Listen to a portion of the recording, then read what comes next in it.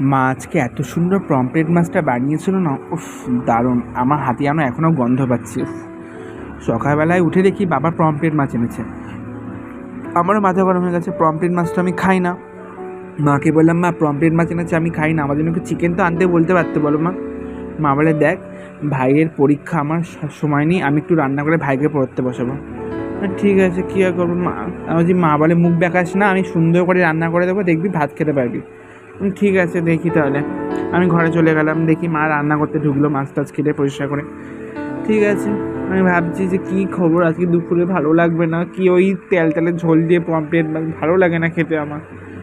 মা তখন বললো, বাবাই খাবি একটু পরে, কিন্তু খাবি, কিছু কিনবি না, কিছু জোম্যাটোতে অর্ডার করবি না। আমি বললাম ঠিক আছে।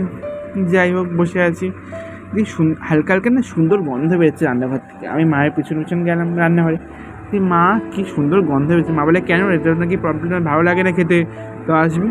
বলছি, না ভালো লাগে তো না, তুমি কি রান্না করছো তাও দেখতে হবে না, সেটা ওই খেতে হবে আমাকে। মা তখন হাসছে।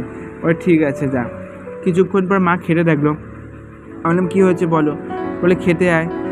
খেতে গেলাম। উফ, পমফ্রেট মাছটা ভাত দিয়ে এত সুন্দর দুর্দান্ত লেগেছে না খেতে। উফ, এত আমার খুবই ভালো লেগেছে পমফ্রেট মাছ খেতে।